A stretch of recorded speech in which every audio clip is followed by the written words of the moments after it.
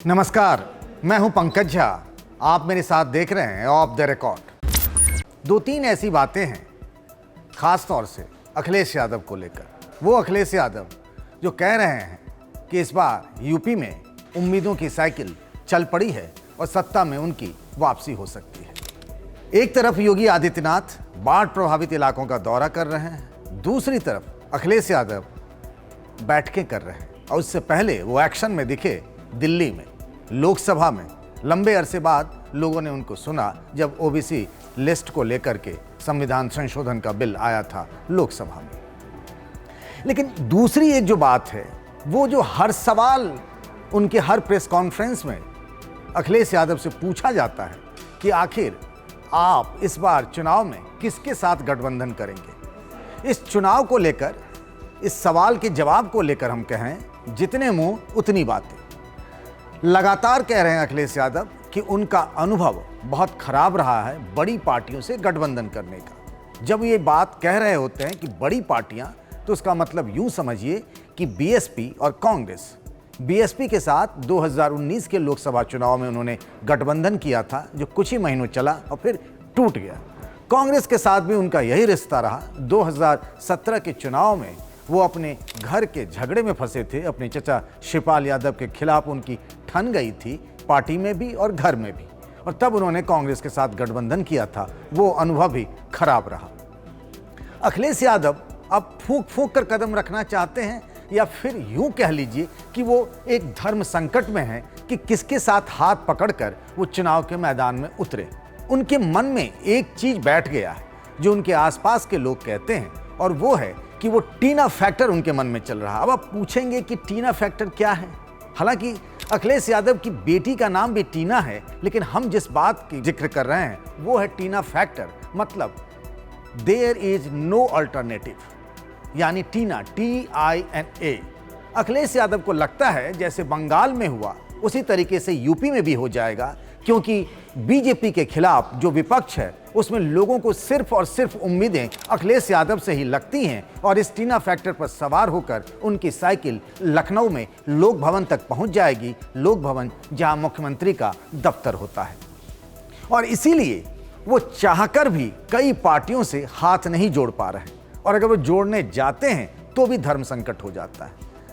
अभी तक उनके साथ दो पार्टियां हैं, एक संजय चौहान की पार्टी है और एक अखिलेश यादव के पास भी केशव प्रसाद मौर्य हैं। जैसे बीजेपी के पास केशव प्रसाद मौर्य है ना, वैसे अखिलेश के पास भी हैं केशव देव मौर्य, जो कि महान दल के अध्यक्ष हैं। तो दो पार्टियां उनके साथ हैं। आरएलडी भी उनके साथ है, पिछले चुनाव में भी थी और लगातार साथ दिखी भी है उपचुनावों के दौरान भी। लेकिन क्या ये साथ बना रहेगा? अब तक खुलकर ना तो जयंत चौधरी की तरफ से कहा गया है, ना अखिलेश यादव की तरफ से, ना तो हाँ है ना तो ना है। अब ये कहा जा रहा है कि किसान आंदोलन के बाद जब अब चौधरी अजीत सिंह नहीं हैं, जयंत चौधरी अपने लिए यानी आरएलडी के कोटे के लिए अधिक सीटें चाहते हैं। अब आप पूछेंगे आरएलडी ऐसा क्यों कर रही है?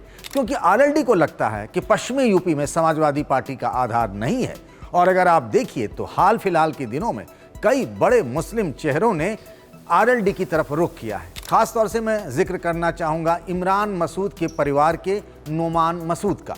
एक शाहिद सिद्दीकी थे, पहले सांसद, समाजवादी पार्टी के हुआ करते थे, बाद में पार्टी से बाहर कर दिए गए, वो भी आरएलडी में शामिल हो गए हैं। एक तरीके से ये चर्चा भी चल पड़ी है कि आजम खान जिस तरीके से जेल में है, उनकी पत्नी तंजीम फातिमा इस बात से नाराज हैं और दुखी हैं कि समाजवादी पार्टी ने इस दुख की घड़ी में साथ नहीं दिया आजम खान के परिवार का।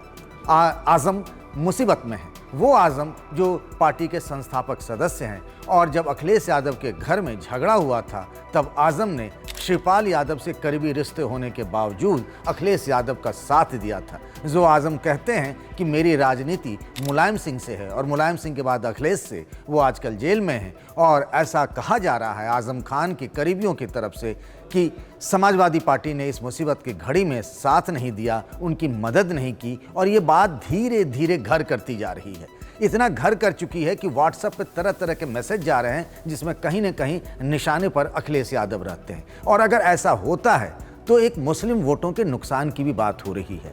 तो अखिलेश यादव बहुत जद्दोजहद में हैं, वो कई पार्टियां उनके साथ टच में हैं। अब जैसे ओम प्रकाश राजभर, जब उनसे पूछा गया आप क्या करेंगे, तो उन्होंने कहा मेरी पहली पसंद जो है वो समाजवादी पार्टी है। लेकिन इतनी अधिक सीटें मांग रहे हैं, अखिलेश यादव को ओम प्रकाश राजभर के साथ जाना मुश्किल हो रहा है। हालांकि जानते हैं अखिलेश यादव कि ओम प्रकाश राजभर के पास राजभर वोटों की ताकत है। यही बात निषाद पार्टी की अगुवाई करने वाले संजय निषाद की भी है। संजय निषाद को हम सब ने क्या यूपी की राजनीति में तब जाना गया जब अखिलेश यादव ने संजय निषाद के बेटे को गोरखपुर के लोकसभा उपचुनाव में प्रवीण निषाद को टिकट दिया, और तब उस गोरखपुर में जहां से योगी आदित्यनाथ एक बार नहीं लगातार 5 बार सांसद चुने गए और लगता था कि उनके लिए अपराजय गढ़ है, वहां समाजवादी पार्टी ने बीजेपी को हरा दिया। और फिर अचानक से जो भाव होता है ना, वैल्यू, वो संजय निषाद की बहुत बढ़ गई और आज संजय निषाद बीजेपी के खेमे में है। अभी वो एक सज्जाद नोमानी से मिलने गए तो वहां उनसे मांग रखी गई अखिलेश यादव से कि आप बहुजन मुक्ति मोर्चा को 5 विधानसभा की सीटें दे दीजिए। तो अखिलेश जिसके पास भी जाते हैं इस तरह की छोटी छोटी जाति बिरादरी के लोगों से बात करने के लिए, सबके मन में ये है कि हमारे साथ वो गठबंधन कर ले।